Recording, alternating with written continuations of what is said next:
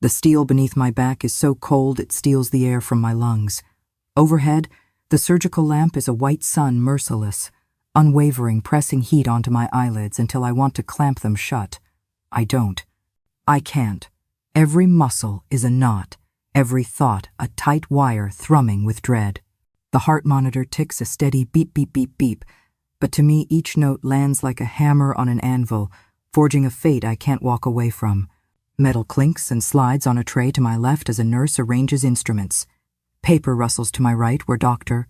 Evans reviews my file, my name, Mary Jones, my age, my blood type, the consent form I already signed with a shaky hand that didn't feel like mine. Through the opaque glass that separates this bright, antiseptic world from the hallway, I make out the silhouette of my daughter-in-law, Rebecca, arms crossed, gaze like a razor. Even when she leans toward her parents to whisper, her eyes don't leave me. Sign it. Do it. Don't hesitate. The words aren't spoken to me, but I feel them like orders sliding under the door. The anesthesia syringe glints under the light. I breathe in and the breath is heavy, metallic, as if the room itself is made of iron filings and I'm dragging them into my chest. In the room next door, my eldest son, Adam, is waiting thin, weak, tethered to machines he never deserved. I raised him with hands roughened by markets and needles and night work. I stayed awake through his fevers and his bike fall scrapes. I told God I'd take the pain meant for him if it would make him laugh like he used to. A mother's duty, Rebecca had called it. Her parents echoed her like a chorus. And I, foolish, faithful, terrified, I signed. Deep breaths. A nurse murmurs, kind but far away, as if speaking through water. I try. The air won't settle. I think of the small, ordinary sounds that filled my life. The squeak of Joe's wheelchair as I push him into the backyard for sun. The tick-tock that counted my nights of sewing until the needle blurred. The soft rattle of produce crates at dawn when I left for the market. Those familiar sounds held my world together. But here, in this room, every sound is unfamiliar. Amplified paper, metal, rubber soles, breath, and each tells me the same thing. There's no turning back once the needle touches my skin. The door explodes inward. Not a polite open. A burst. Hinges shriek. A cold gust rides in, rattling the instrument tray. Clamps tremble and chatter against steel.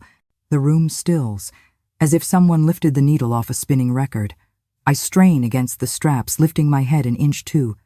A small shape flashes across the tile mud-stained sneakers, wrinkled school uniform, chest heaving hard enough to shake a 9-year-old frame. "Mario," a nurse gasps, lunging. "You can't be in here, sweetheart. Stop." He doesn't. He runs straight for me, clutching an old phone with a cracked screen like it's a lifeline. He plants himself at the side of my table, fingers white around the device, eyes round and wet, but unblinking. "Grandma." His voice wobbles and then firms, a child's courage hardening mid-sentence. "I have to tell everyone why my dad really needs your kidney." The heart monitor screams my answer beep, beep, beep, beep, until a nearby doctor fumbles a pair of forceps and they hit the marble with a gunshot clang. "Doctor." Evans raises his hand. Everybody in the room obeys as if he's pulled a cord. He steps closer, jaw set, eyes softer than I've ever seen them. Let the boy speak. On the other side of the glass, Rebecca pounds the pane hard enough to make it shudder. Her voice slices through the seal. "Don't listen to him. He's just a kid he doesn't understand." Panic splinters her words. It's not the cool control she likes to wear like perfume. It's jagged, breathless, afraid. Mario doesn't look at his mother. He looks at me. In his eyes, I see something I recognize from my own reflection lately. The ache of carrying a truth that burns your palms but must be held anyway. I want to sit up, to pull him close, to tell him his hands are not too small for this, that no child should have to be a shield. But straps hold me, and fear pins me where they don't. Memories crash over me in a single merciless wave. The disinfectant scent clinging to our old Chicago house. Joe blinking when I ask questions he can no longer answer. Adam's laugh thinning over the years, dwindling to a whisper, then to the silence of a boy man who pees blood and says it's nothing. Rebecca arriving like a breeze and settling like frost, neighbors praising her as if kindness were a uniform she put on every morning. The softest wrong notes, Late-night phone calls in the yard, words I wasn't meant to hear. Don't worry, everything is going according to the plan, unlabeled bottles tucked where labels should live. A pill tinted a color I don't recognize dissolving in Adam's water glass. A smile too bright when I walk in too quietly. And Mario's earlier question, innocent and devastating, what if someone is making my dad sick on purpose? Those words slide under my ribs now and hook there. Say it. Dr. Evans prompts, voice gentled but unyielding. Mario swallows. He lifts the cracked phone with both hands. I have proof. He says, no quiver now, and you need to hear it before you hurt my grandma. Through the glass, Rebecca's face changes again. Not anger, not confidence. Something tighter, uglier, the look of a trap door creaking underfoot. Behind her, her parents hover like shadows that learned to speak. I can't make out their words, only the shape of their mouths pressing urgency against the glass, the frantic flutter of hands that once pointed at me across my own dinner table and named my fear duty. The nurse with the syringe hesitates, looks to Dr. Evans, receives a tiny shake of the head.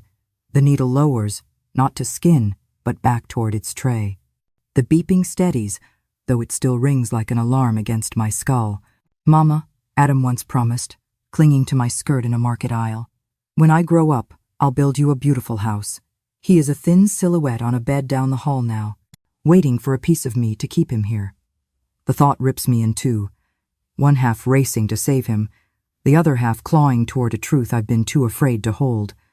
Please, I whisper, the word barely air. Let him talk. Mario unlocks the phone. The cracked glass flowers a spiderweb across his small reflection. He taps. A file waits there like a lit fuse. The room leans in, and for one suspended instant, between needle and skin, between lie and light, the operating room forgets to breathe. The white light of the operating room fades from my mind, and suddenly I'm back inside my old Chicago home, the house where every corner once smelled faintly of disinfectant. It wasn't because I liked cleaning. It was because Joe, my husband, had been bedridden for years. The only way I knew to fight the heaviness of illness was to scrub and scrub, as though soap and bleach could wash away despair. Joe sat in his old wheelchair, the wheels squeaking each time I pushed him out to the backyard. He rarely spoke.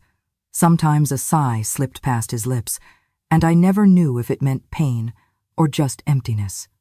I once held his hand and whispered, "Joe, are you tired of this life?"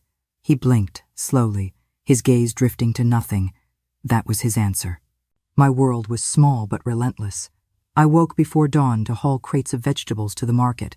The sting of cold air would bite my cheeks as I set up, calling out to customers with a voice that grew hoarse by noon. When the market day ended, I returned home to sew clothes under a dim bulb.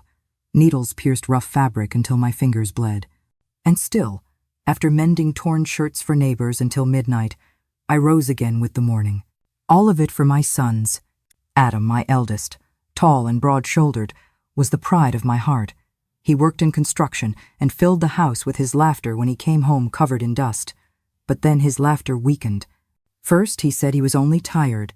Then he grew pale, his eyes sinking into dark hollows. The day he confessed he was urinating blood. Terror gripped me. "Tell me, Adam," I begged. "What's wrong?" He smiled weakly, shaking his head. "Don't worry, Mom. It's just the hard work." But his voice was too thin to convince me. Rebecca entered our lives then. Like a gentle breeze I mistook for a blessing. She was beautiful, polite, and seemed endlessly devoted to Adam. She cooked soups, measured pills, hovered by his side with dutiful precision. Neighbors told me, "Mrs. Jones, you're lucky. What a wonderful daughter-in-law you have." And I believed them at first. But sometimes, when Rebecca thought no one was looking, her eyes shifted, sharp and calculating, as if she were weighing more than Adam's health. Once, I caught her in the backyard whispering on the phone, urgency cutting her words. "Don't worry, everything is going according to the plan." "Rebecca?" I asked, startled by her tone.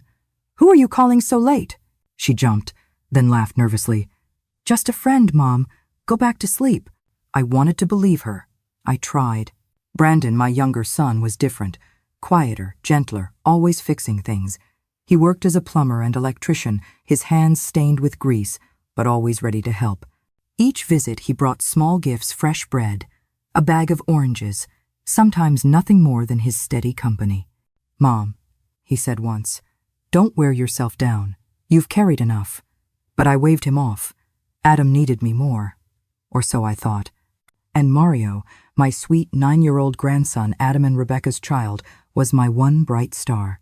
He came to me with muddy sneakers and toy cars he lined up in the yard, filling the silence with laughter. His innocence was my escape.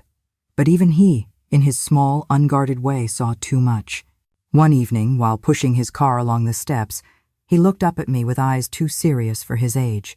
"Grandma," he whispered, "Mom talks on the phone at night.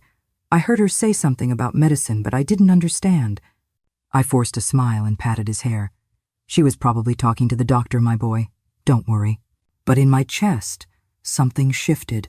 A seed of unease planted itself deep, its roots spreading silently through every corner of my heart.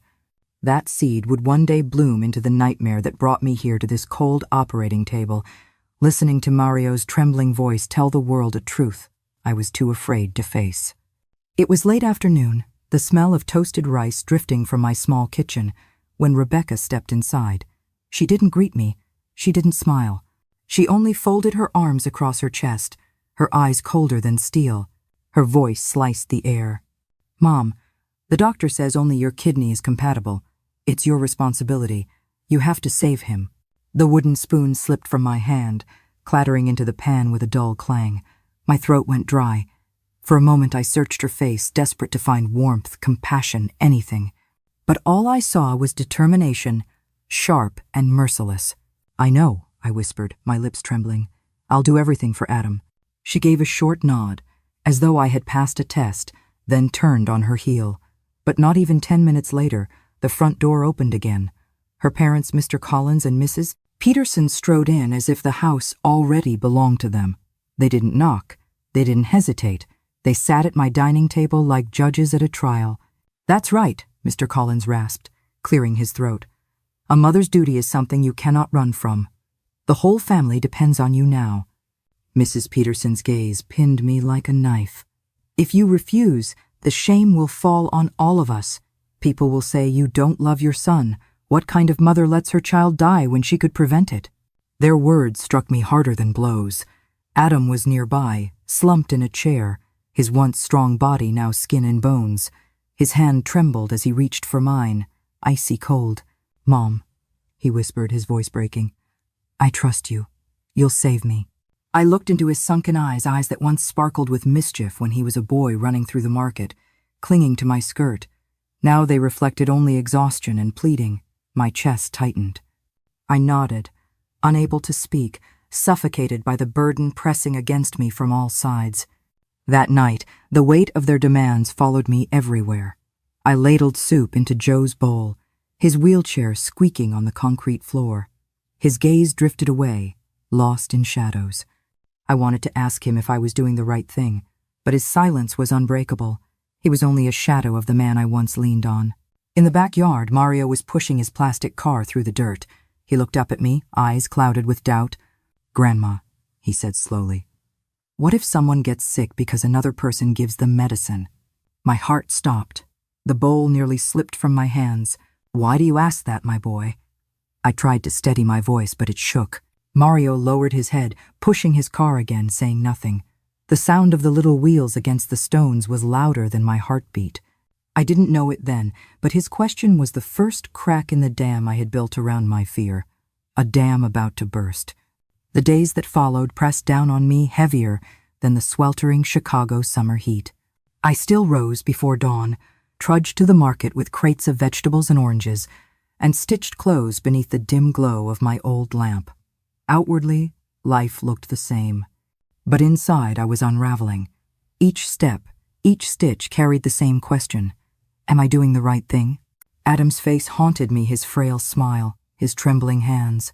Rebecca's sharp words clung to me like barbed wire. Her parents' accusing eyes followed me everywhere, even in my dreams. They gave me no room to breathe. One morning, just as the sun peeked over the rooftops, Rebecca appeared at my door.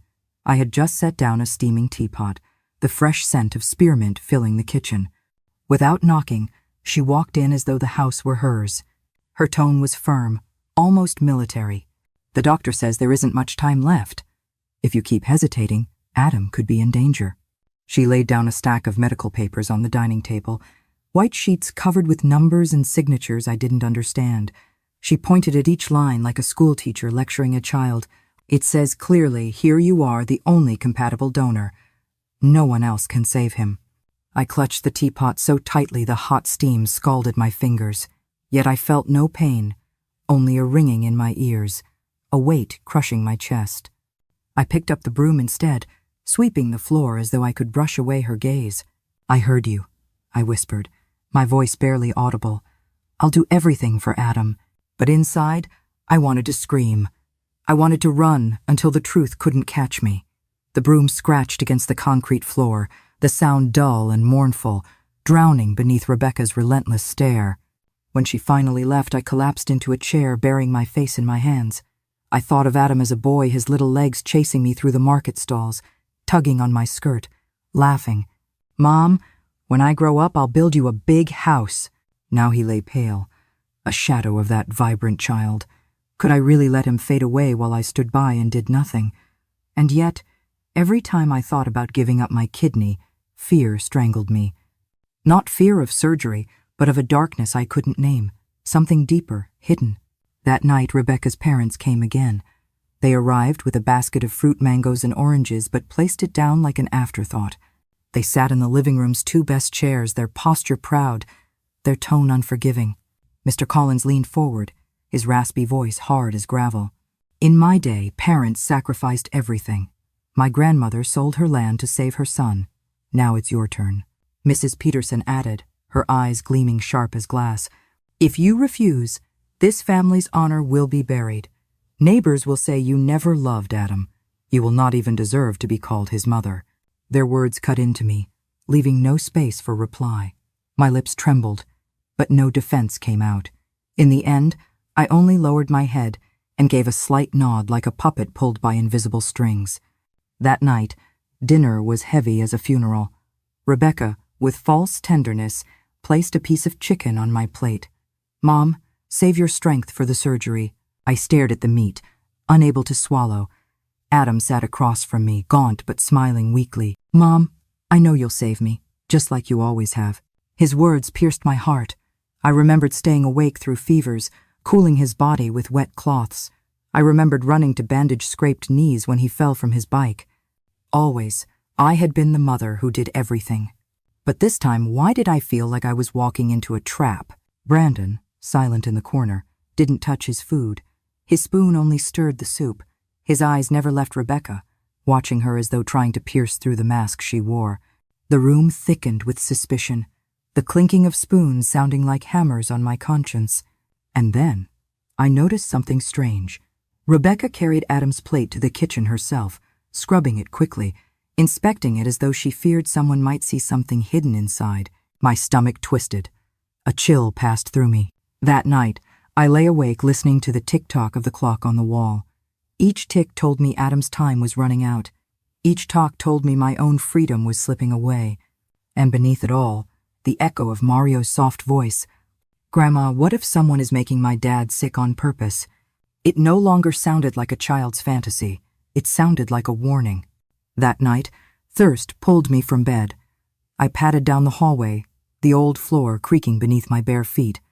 The house was wrapped in silence, broken only by the slow tick-tock of the clock in the living room.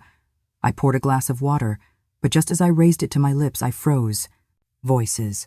Low, urgent whispers from Adam and Rebecca's room. I crept closer, holding my breath.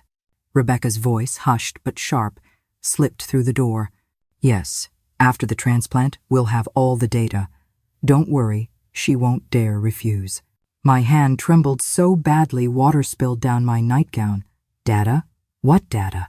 My heart pounded against my ribs, and I had to steady myself against the wall to keep from collapsing. At that very moment, the door swung open. Rebecca stood there, startled, her face pale for a split second before she pasted on her smile. "Still awake, Mom?" she asked lightly. "I was just calling the doctor about Adam's medicine." Her voice was smooth, but I could hear the strain beneath it, like a violin string pulled too tight.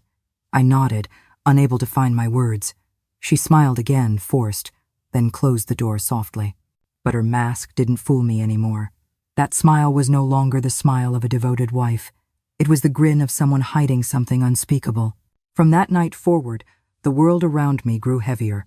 I went through the motions of life, selling vegetables, mending clothes, spoon-feeding Joe, but nothing felt real. Each moment was drenched in dread. Rebecca's words replayed in my mind. After the transplant, we'll have all the data. What did she mean? What was she planning?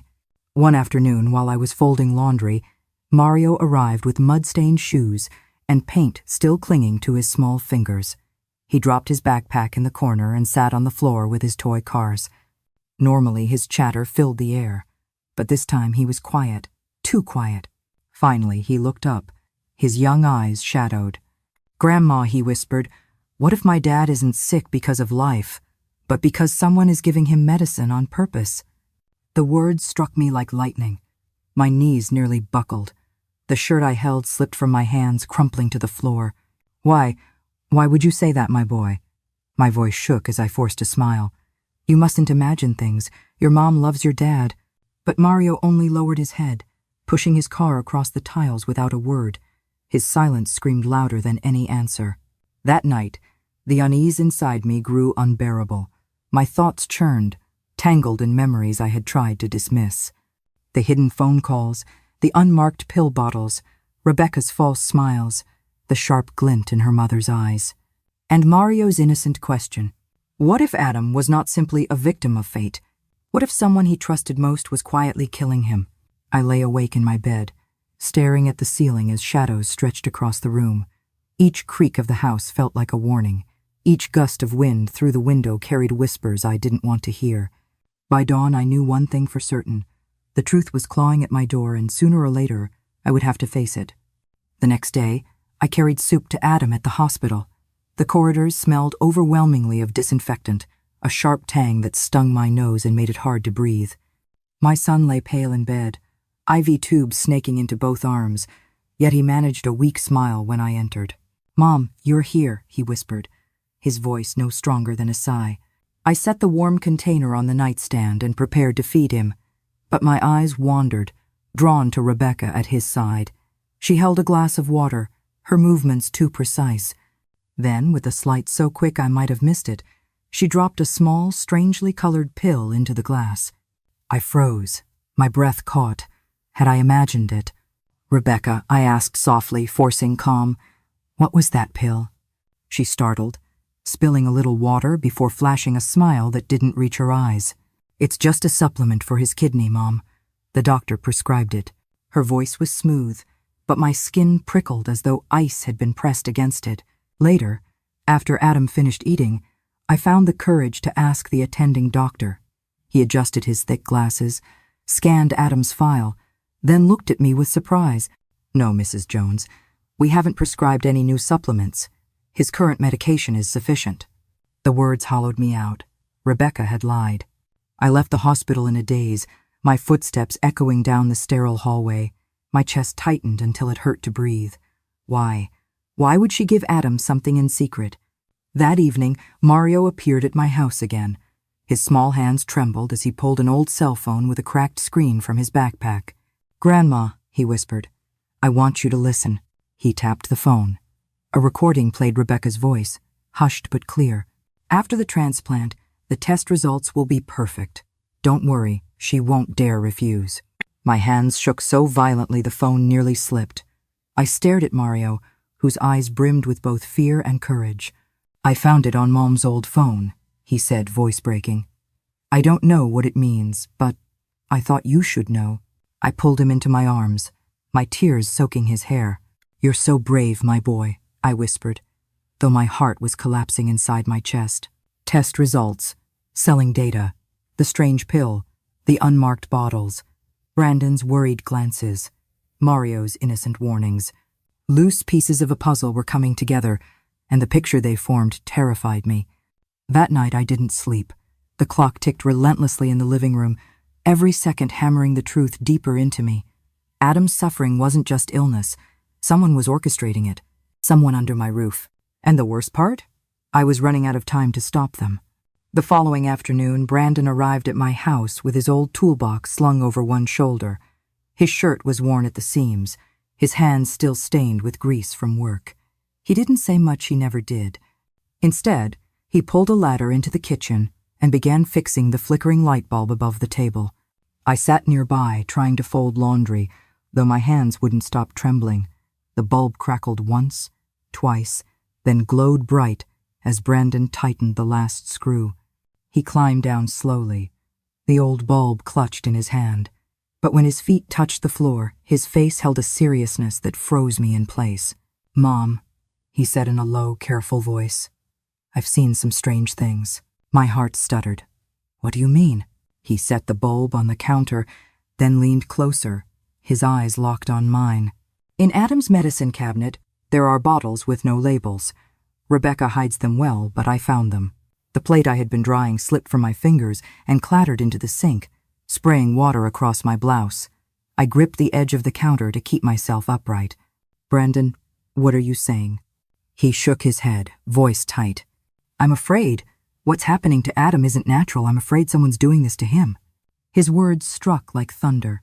For a moment, I couldn't breathe. I wanted to tell him he was wrong, that his suspicion was too cruel to even think about. Rebecca was Adam's wife. She was supposed to love him, protect him. How could she? But Mario's question echoed inside me.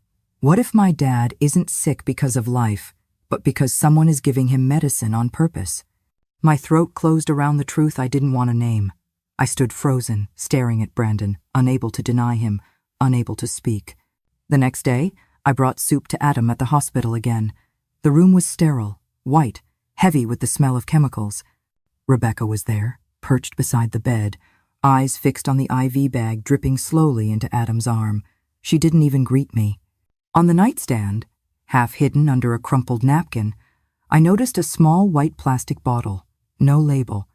Inside, strange blue pills glimmered faintly. I reached for it, my voice sharp with suspicion. "What medicine is this, Rebecca?" She snatched the bottle from my hand so quickly it startled me. Her smile was painted on, brittle and false. "Just vitamins, Mom.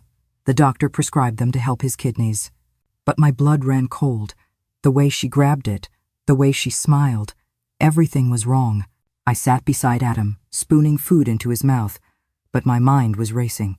Brandon's words, Mario's recording, the pill bottle, all pieces of a puzzle whose image I was terrified to see. That night, I whispered to myself in the darkness, "Mary, you must find out the truth, before it's too late." Noonlight spilled weakly through the hospital windows, painting everything in a pale gray. I sat beside Adam's bed, feeding him slowly. He struggled to swallow each bite, his thin hands trembling on the blanket. My heart ached with every spoonful, but my mind was somewhere else, circling the bottle of blue pills Rebecca had snatched away, the recording Mario had shown me, and Brandon's warning about the unlabeled medicines. When Rebecca stepped into the hallway to speak with a nurse, Brandon slipped quietly into the room. His boots were still dusty from work, his shirt damp with sweat. He didn't waste time with pleasantries. Instead, he pulled a small plastic bag from his backpack and placed it gently in my hands. "Mom," he whispered, his voice taut as a stretched wire. "I followed her yesterday. I needed proof." Inside the bag was his phone. On the screen were a handful of blurry photos, but clear enough to make my stomach drop. Rebecca, standing in the hospital parking lot, discreetly handing a small paper bag to a man in a black jacket and cap that shadowed his face. The man slipped her an envelope in return. My knees weakened. "Brandon, are you sure of what you saw?" He nodded, his jaw tight, eyes burning with anger. I couldn't hear their words, but I saw the exchange. "Mom, this isn't right. She's hiding something, and it's hurting Adam." I clutched the phone so hard my knuckles turned white. For a moment, I wanted to scream, to call out Rebecca's name and demand the truth, but my throat closed, strangling the words. That evening, Mario arrived again. His small frame looked even more fragile, his old backpack hanging loose on his shoulders. He sat quietly at the kitchen table, his eyes too wise for his years. Then, with trembling hands, he pulled out the cracked cell phone once more. "Grandma," he said, his voice barely more than a whisper. There's another recording. He pressed play. Rebecca's voice spilled out, cold and sharp. After the transplant, the data will be complete. Don't worry. That old woman won't dare refuse. This result is worth 100 times more. The words stabbed straight into my chest. I dropped the phone onto the table, my hands shaking so violently I couldn't hold it. Mario's lips quivered. His eyes glistened with tears, but he pressed on, whispering, I found it in my mom's old files. I thought you should know. I pulled him into my arms, burying my face in his hair. Tears streamed down my cheeks. You're so brave, Mario. Braver than anyone should have to be. But inside, terror consumed me. Data, results, money, Rebecca's pills, Brandon's photos, Mario's recordings. The picture was becoming too clear. My son wasn't just sick. He was being used. And I was being forced into a trap that could cost me not only my kidney, but my life. That evening, the air in my little house felt as heavy as a storm about to break. I gathered the whole family in the living room, the yellowish glow of a single bulb casting long shadows on the cracked walls. A pot of spearmint tea steamed on the table, but its fragrance could not soften the tension that pressed on every chest. Adam lay on the sofa, his body frail and trembling. Rebecca sat stiffly beside him, her hands clasped in her lap, eyes flicking toward me like daggers. Her parents, Mr. Collins and Mrs. Peterson, claimed the two best chairs as if they were thrones, their postures rigid, their faces expectant. Brandon stood against the wall, arms crossed, jaw clenched, his eyes red with fury barely contained. And in the corner, little Mario clutched his backpack tightly, as if it were a shield. I took a deep breath. My hands trembled as I poured the tea, the sound of liquid hitting porcelain louder than my own heartbeat. I've made a decision, I said, my voice shaking but steady enough to silence the room. I'm going to donate my kidney to Adam. The room erupted. Mrs. Peterson clapped her hands together with a shrill laugh. That's a real mother. I knew you wouldn't disappoint us. Rebecca pressed her hands to her face, tears streaming, but her fists tightened as though she were acting a part. Oh, Mom, she cried, her voice breaking. I knew you'd love him enough. Thank you. Adam turned his gaunt face toward me, his lips trembling. Mom, I owe you my life, he whispered, his words slicing into my heart like a knife. Then, a sudden bang cracked through the air. Brandon slammed his palm down on the table so hard the teacups rattled. His voice shook with rage. No, Mom, don't you see? You're walking straight into their trap. You're sacrificing yourself for a wicked plan. She's using you and she's using Adam. The room froze. The mosquito buzzing near the light bulb was the only sound. Rebecca shot to her feet, pointing a trembling finger at Brandon. How dare you? How can you accuse me of such things? Everything I do is for my husband. But Brandon's eyes blazed with fury. He stepped closer, his voice a roar. Accuse you? And what about the unmarked bottles? The late-night phone calls, the recordings? Mom, you can't ignore it anymore. They're poisoning Adam, and you're about to let them destroy you too. My chest tightened. My hands shook so badly I nearly dropped the teapot. I looked at Brandon, then at Rebecca, then at Adam's hollow face. My lips parted, but no words came. In that silence, the weight of all the lies pressed harder than ever. That night, long after the others left in anger, I sat alone at my wooden table. The oil lamp flickered, shadows dancing across the walls. With trembling hands, I began writing my will. My house would go to Brandon, my few valuables, to Mario. Every word I wrote was a tear in my soul, each stroke of the pen a silent goodbye. In the corner, Joe sat in his wheelchair, his hollow eyes watching me. A single tear slid down his cheek. I pressed the will into an old wooden box, locking it away with the fragments of my broken heart. The rain outside battered the roof, drowning my sobs. Tomorrow, I knew, would drag me closer to a fate I no longer controlled. Before dawn, I was already awake. The house was drowned in fog, the streets outside muffled and damp as though the world itself wanted to silence what was about to happen. I sat on a narrow hospital gurney inside the back of an ambulance, clutching a small fabric bag that held nothing more than a change of clothes and an embroidered handkerchief from my wedding day. The siren wailed, but I hardly heard it. The red and blue lights streaked across the window, blurred like my thoughts, like broken dreams smeared against glass. My chest rose and fell in shallow breaths. This is it, I told myself. Today I give Adam my kidney. Today I might not come back. Rebecca sat across from me in the ambulance, her voice deceptively soft. Don't worry, Mom. After the surgery, everything will be fine. But I caught the glimmer in her eyes, a flash of triumph that chilled me more than the morning fog. She didn't look like a daughter begging for her husband's life. She looked like someone celebrating a victory already won. At the hospital, Mr. Collins and Mrs. Peterson were waiting, dressed as though they were attending a gala rather than a surgery. Mr. Collins in his carefully pressed suit, Mrs. Peterson in a glaring red dress. Their laughter rang too loud in the sterile corridor, their false charm dripping as they shook the doctor's hands. Thank you for your support, Doctor, Mrs. Peterson said with a smile so bright it hurt to look at. We won't forget this favor. I stood there, clutching my fabric bag, feeling like a stranger in my own story. They allowed me to see Adam before the operation. His body was a husk of the sun I once chased through market stalls. His arms were covered in IV lines, his face pale, his lips dry. When he saw me, he forced a faint smile. Mom, thank you, he whispered, his voice hoarse. I took his cold hand and pressed it to my cheek. Adam, I'll do everything to help you, I said, though my voice trembled, as if I was trying harder to convince myself than him. Then the door burst open. Brandon rushed in, his shirt soaked with sweat, grease still staining his hands from work. His chest heaved as though he had run all the way from home. Mom, don't do it, he cried, gripping my shoulders. Please, I beg you. Something isn't right. Don't give them what they want. I looked into his red, furious eyes. I wanted to tell him that I knew, that I had seen the signs too, but the weight of Adam's weak smile pressed down on me like an anchor. My lips wouldn't form the words. I simply placed my hand over his, squeezed it gently, and allowed the nurse to wheel me away. Brandon's desperate voice echoed behind me, tearing through my heart. Mom, listen to me. But I didn't turn around. I couldn't, because if I looked at him 1 second longer, my resolve would shatter. The hallway stretched endlessly, white and cold.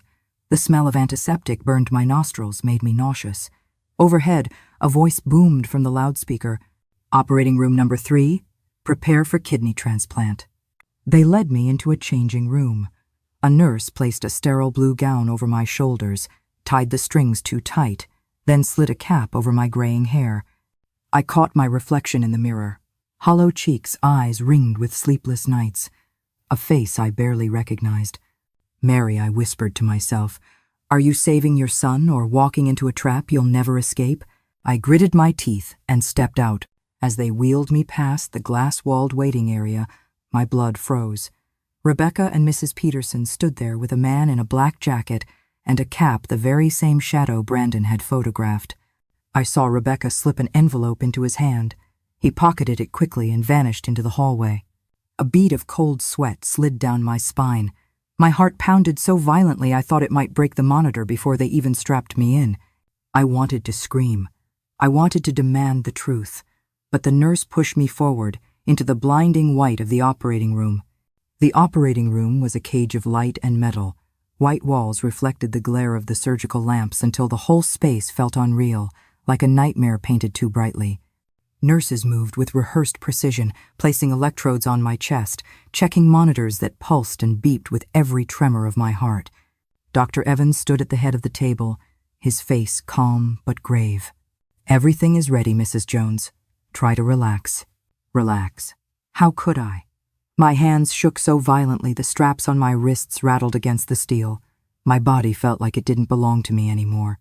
Through the glass window, Rebecca appeared, her face pressed close, her gaze sharp as a blade.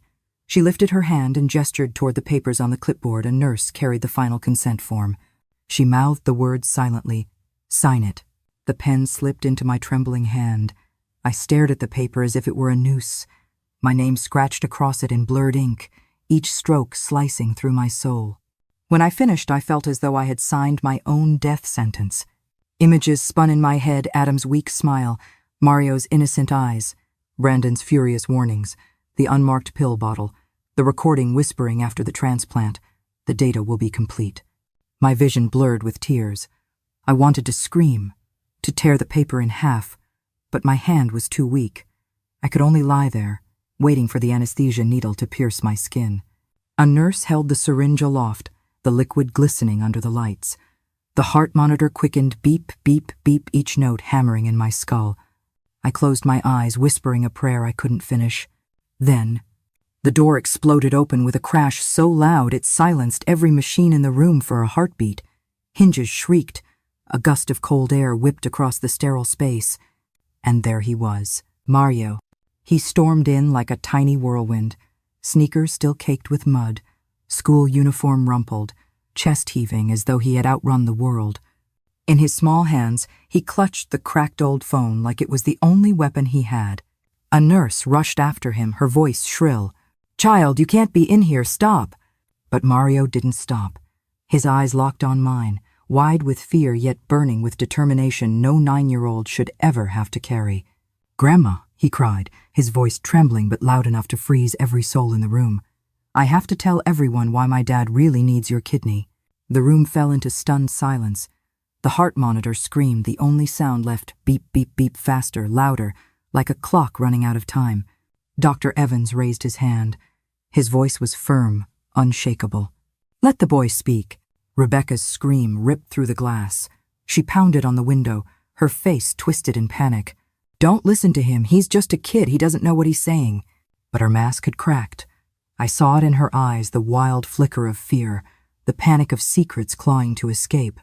Mario stood taller than his years, his small chest rising and falling, his fingers white around the phone. He looked at me, and in his gaze I saw both terror and courage, the unbearable weight of a truth no child should ever have to carry. The nurse froze, the syringe still suspended above me. Dr. Evans's eyes darted from me to Mario, waiting. And in that breathless instant I knew.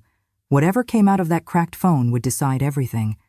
Mario's small fingers trembled as he unlocked the cracked phone. The glow of the broken screen reflected in his eyes, making him look far older than his 9 years. He took a shaky breath, lifted the device, and pressed play. A whisper filled the operating room, clear as if the speaker were standing among us. It was Rebecca's voice. "After the transplant, the test results will be perfect. Don't worry, that old woman won't dare refuse." The words slashed through the sterile air like a knife. For a moment, no one breathed. My blood turned to ice. Dr. Evans's eyes widened. His calm face hardened into shock and anger. He barked, "Stop everything. Now." The nurse with the syringe recoiled, withdrawing the needle instantly. Other nurses froze, their instruments hanging motionless in midair. Through the glass, Rebecca's face drained of color. She banged on the door, her voice shrill and breaking. "It's not true. He's just a child. He's making it up." But her panic betrayed her. Even the medical staff could see it. Her mask was cracking, her lies unraveling. Mario's tears finally spilled, but he clutched the phone tighter, his knuckles white. "I have a video too," he choked out. With trembling hands, he tapped again. The small screen lit up with grainy footage. Rebecca and Mrs. Peterson in the hospital parking lot, exchanging a small bag with the same man in the black jacket. The audio hissed. Then Mrs. Peterson's voice rang clear. "After this operation, we'll have enough data to sell the medicine abroad. This money will change everything." Gasps rippled through the room. One of the nurses covered her mouth, eyes wide with horror. Dr. Evans slammed the clipboard onto a table, his jaw tight. "This isn't just malpractice," he muttered, his voice sharp as a scalpel. "This is a crime." At that moment, Brandon burst through the hallway doors, his face red with fury. His boots thundered against the tile as he shoved past startled staff.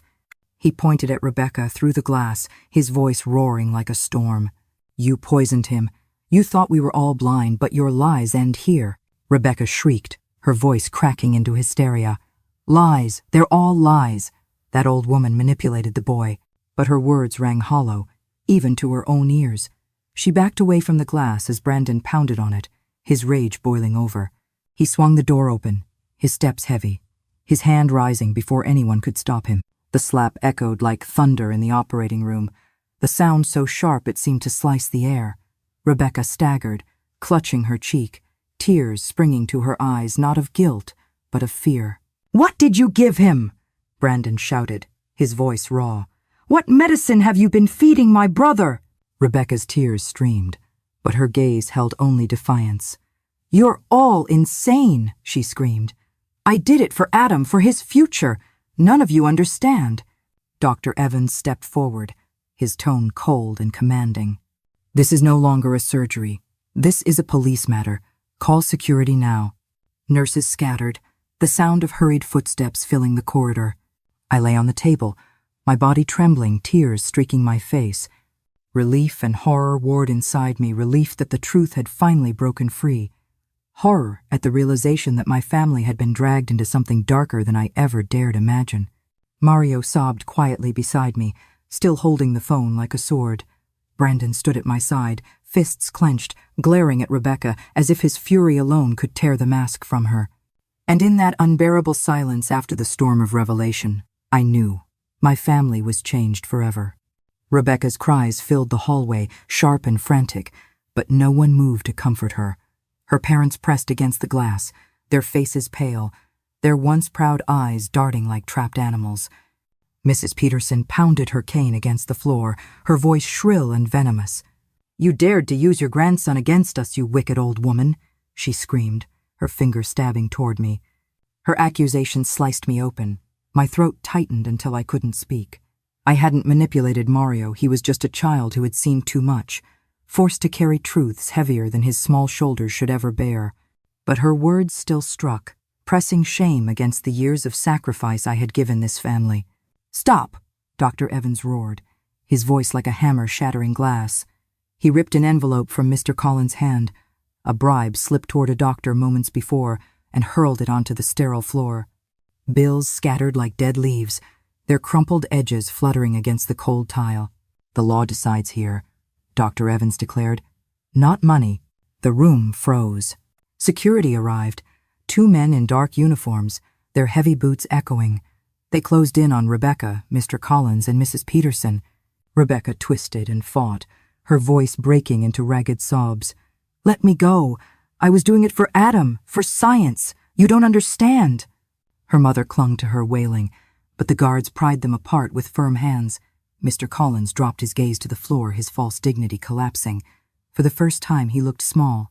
Brandon forced his way past the staff, his chest heaving, his eyes burning. He stood beside me, gripping my shoulders with rough, trembling hands. "Mom, don't you see? You can't give them your kidney. This was never about saving Adam. They poisoned him, they used him, and they would have destroyed you too." His voice cracked, fury folding into anguish. His words pierced me deeper than a knife. From the adjacent room, Adam's weak voice drifted out, trembling and confused. "What's happening? Why are they yelling? Rebecca? Mom? What's going on?" The sound of my son's frail voice broke me. Tears blurred my vision. How could I tell him? How could I explain that the woman he loved had betrayed him, that his suffering wasn't chance but cruelty? Mario pressed closer to me, his small hand clutching mine. His body shook, but his voice, though choked with tears, was steady. "I have another video." He lifted the cracked phone again, pressing play with trembling fingers. On the screen, Rebecca and her mother, crouched in the dim light of the parking lot, handing over another small bag of medicine. Mrs. Peterson's voice hissed through the tinny speaker. "If the transplant works, we can sell the data abroad. With that money, we'll wash everything clean." The room fell into horrified silence. A nurse gasped. Another covered her face. Even Dr. Evans froze, his hands clenched into fists at his sides. Rebecca lunged at Mario, screaming, "No, that's fake. Stop it." Her hands clawed toward the phone, but Brandon stepped in front of her, pushing her back with a strength that rattled the walls. Her high heel snapped and clattered across the floor, echoing like the punctuation to her fall. Rebecca collapsed, her hair tangled, her sobs tearing through the sterile room. "Shut up," Brandon thundered. "You thought you could bury the truth, but it's over." Rebecca's face twisted, her tears streaming, her lips forming a trembling smile that chilled me more than her rage. "You fools," she whispered. "You have no idea who you're dealing with." Security locked her arms, dragging her to her feet as she writhed and spat. Mrs. Peterson cursed. Mr. Collins pleaded, but their voices were hollow, stripped of all power. And me, I lay there on the table, frozen in place, my heart hammering. Relief and grief tore through me in equal measure. The people I had welcomed into my home, shared meals with, called family, they had been plotting my destruction. And Adam, my poor Adam, he still lay in the next room, believing the woman he trusted was fighting for his life. The masks had fallen. The truth was out, but the ruins it left behind were unbearable. The operating room no longer felt like a place of healing. It had become a courtroom, a battlefield, a stage where masks were torn away and shame was laid bare. Rebecca's screams echoed down the sterile corridor as security held her, but what chilled me most wasn't her noise, it was her eyes, wide, darting, defiant. Not the eyes of a desperate wife, the eyes of someone cornered, still calculating, still planning. Mrs. Peterson clung to her daughter, her cane trembling as she shouted curses at me. "You evil old woman! You turned your grandson against us. You ruined everything." Her words lashed across my chest, cruel and false, but I couldn't answer. My throat locked. Years of sacrifice, of working, of bleeding my hands raw, of carrying this family were being spat on as though they meant nothing. Dr. Evans, his face flushed with fury, stepped forward. "This hospital will not be turned into a crime scene by your schemes. Enough." He slammed his fist onto a counter, rattling the instruments. His authority cut through the chaos. Security pushed Mr. Collins back as he tried one last time to slip a folded envelope toward a staff member. Money fluttered uselessly to the ground like dead leaves. Rebecca twisted violently, her voice cracking. "I didn't poison him. I was helping him. You're all blind." But Brandon surged forward, his face red, his whole body trembling with rage. "Helping him?" he bellowed. "I saw the bottles, the pills you hid. I followed you to the parking lot. I watched you take money while my brother wasted away in that bed." He pointed a shaking finger at her, his voice breaking. "You nearly killed Mom. You turned our home into a graveyard of lies. What more do you want?" Rebecca collapsed back against the guards restraining her, her sobs tearing through her chest. But even as tears streaked her cheeks, there was no remorse in her eyes, only the panic of being caught. From the adjoining recovery room came Adam's voice, weak and strained. "Mom, what's happening? Why is everyone fighting?" The sound of him tore me in half. I wanted to leap from the table, to hold him, to shield him from the ugliness spilling into the open. But I was trapped, my body heavy, my heart breaking. "Adam," I whispered, my voice barely air. "I'm so sorry." Mario climbed onto the step stool beside me, his small hand gripping mine with a courage far too great for a child. His voice trembled, but he pressed on. "Grandma, I still have more proof. They can't lie anymore." He opened the cracked phone again, and the screen flickered with another video. Rebecca's voice, hushed but cruel, whispered through the tiny speaker. "Don't worry. After the transplant, we'll have enough results to sell. The old woman won't survive long enough to stop us." The room gasped. A nurse dropped a tray. The clang of metal rang out like a verdict. Rebecca lunged forward with a scream, but the guards shoved her back. Her hair spilled wildly, her voice cracking into raw hysteria. "No, it's fake. They're framing me." But no one believed her anymore. Brandon grabbed Mario's phone before Rebecca could touch it. He raised it high, his eyes blazing with both fury and protection. "Your lies are finished," he growled. The silence that followed was suffocating. Every eye turned toward me, the mother, the one meant to give up her body for her son, the one who had nearly walked willingly into a grave dug by her own family.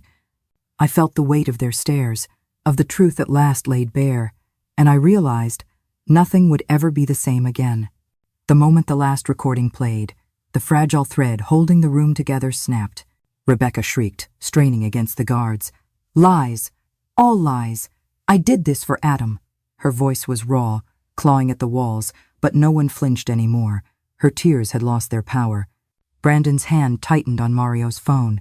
His face was red, veins throbbing at his temples. He stepped closer, his voice trembling with rage. "You did this for money, Rebecca. You fed him poison, watched him wither, and still had the nerve to call it love." Rebecca spat toward him, her hair wild, her blouse torn at the shoulder. "You don't understand. This research could have changed everything. Adam's illness was an opportunity data worth millions." Her words silenced even her parents. Mr. Collins' face drained of color. Mrs. Peterson's cane rattled against the tile as she faltered. For the first time, I saw shame flicker in their eyes, though it was too late to matter. Dr. Evans's voice cut like steel. This is attempted murder disguised as medicine. You endangered a patient, and you tried to coerce his mother into sacrificing her life. The police will decide your fate now. Rebecca's scream cracked into a sob, then into hollow laughter that chilled me more than anything. You're fools. All of you. Do you think you can protect Adam without me? He's already broken. He'll never survive. Her words shattered me. My chest heaved, tears spilling down my cheeks as I cried out, "Enough!" My voice echoed louder than I knew it could. I will not let you hurt him any more. I may be weak, but I am still his mother, and you will not take that from me. For a moment, the room stilled. Brandon stepped forward, pulling Mario close with one arm. His other hand reached for mine, rough and trembling. "Mom," he said, his voice breaking, "you still have me. You still have us. We'll protect you. I swear it." I clutched his hand as though it were the last rope keeping me from falling into the abyss. Security began dragging Rebecca, her parents stumbling after her. Their protests faded into the hall. The heavy door slammed shut behind them, leaving only the sharp scent of antiseptic and the ragged breaths of those who remained. The heart monitor near me steadied beep, beep, beep, slower now, calmer. I realized I was breathing again, truly breathing, for the first time in months. But just then, Adam's voice trembled from the adjoining room, weak, fragile, but clear. "Mom, is it true? Did Rebecca do this to me?" His words pierced me deeper than any knife. My knees threatened to buckle. How could I answer my son, who lay there still loving the woman who had nearly destroyed him? I turned toward the doorway, my tears falling freely, and in that moment, I knew the hardest part was still to come. The hospital corridors felt emptier after Rebecca and her parents were dragged away, but the air remained heavy, thick with what had just been revealed. The truth had not set me free, it had left behind ruins. Adam lay in the recovery room, his body frail, his eyes sunken, his skin pale as wax. When I entered, he tried to sit up, his voice shaking. "Mom, tell me it isn't true. Tell me she didn't." His words faltered, breaking into a sob. I sat on the edge of his bed and gathered him into my arms, holding him as though he were still the little boy who once clung to my skirt in the market. My tears fell onto his hospital gown.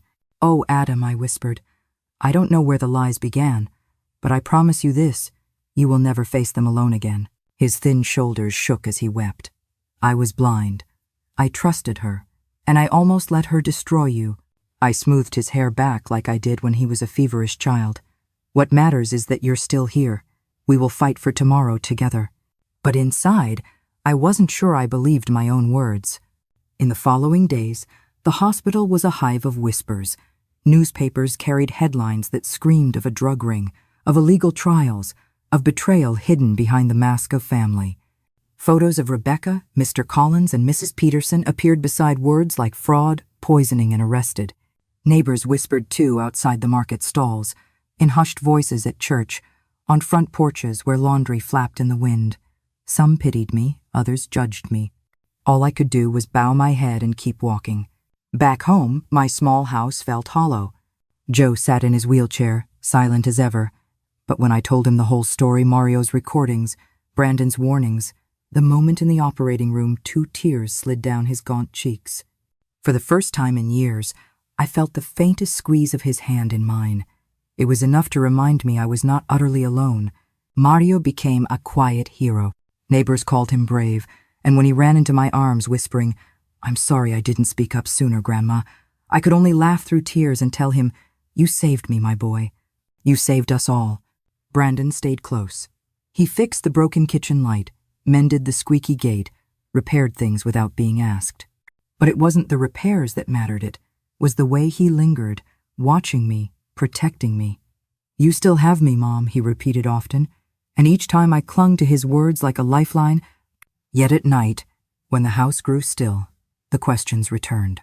Could Adam ever heal, knowing the woman he loved had betrayed him so deeply? Could I ever forgive myself for nearly walking into their trap, for almost giving away my life without asking why? I wrote in my diary under the flickering lamp, "Blood doesn't always make you family. Sometimes truth does." But even as I wrote it, my heart ached. My son's future was uncertain, my home was scarred, my faith in love was cracked. The storm had passed, but the ground it left behind was scorched. The rain returned the night I finished telling my story to myself. It drummed against the tin roof of my small house, filling the silence Joe and I had lived in for so long. I sat by the oil lamp with my diary open, its pages filled with trembling words and tear stains. The lamp flickered, casting shadows that danced like restless spirits across the walls. Adam was still in the hospital. Dialysis and new medications had steadied him. Though his body remained fragile, his spirit shattered. Sometimes he looked at me with eyes full of guilt. "Mom," he whispered one evening when I visited, "I didn't protect you. I let her use me. I'm sorry." I stroked his thinning hair the way I did when he was small. "Son, what matters is that you are still here. That's all a mother can ask." My voice was calm, but inside I felt a scar stretching across my heart, one that would never fully heal. The newspapers splashed headlines across the city. Drug ring busted in local hospital, and family betrayal at the heart of illegal trials. They showed Rebecca's face, pale and defiant as she was led away in handcuffs. Her parents trailed behind, heads lowered. Neighbors shook their heads when they spoke to me at the market, some pitying, some whispering judgments. I only nodded, too tired to defend myself anymore. At home, Mario climbed into my lap, his cracked phone still tucked safely in his backpack. He pressed his forehead to mine and whispered, "Grandma, I was so scared, but I had to tell the truth." I hugged him tightly, my tears soaking his hair. "You saved me, Mario. You saved us all." Brandon stayed near, his quiet presence a shield. He no longer just fixed my broken lights or leaky pipes. He fixed the silence, too, with his steady hand on my shoulder, his voice low but firm. "You still have me, Mom, and you always will." But in the quiet hours of the night, when the house grew still, I felt the weight of everything that had been lost. Trust, once broken, never returns whole. The people I once called family had tried to sacrifice me for their gain. My son's suffering had been weaponized by the woman who promised to love him. I closed my diary with one last line. Blood doesn't always make a family. Sometimes it's truth, sometimes it's courage, sometimes it's the scar that remains. I blew out the lamp and sat in the dark, listening to the rain. Somewhere deep inside, I knew the storm had passed, but its echo would follow me forever. And so I ask you, the one who listens now, if you had been in my place, if your child's life hung between your love and a terrible truth, what would you have done? Would you have signed your name, or would you have dared to refuse? Because in the end, my story is not just mine. It belongs to every mother who has ever been asked to give more than she has, to every child who has ever carried a truth too heavy, and to every family who has lived with betrayal sitting silently at their table. Tell me, what would you have done?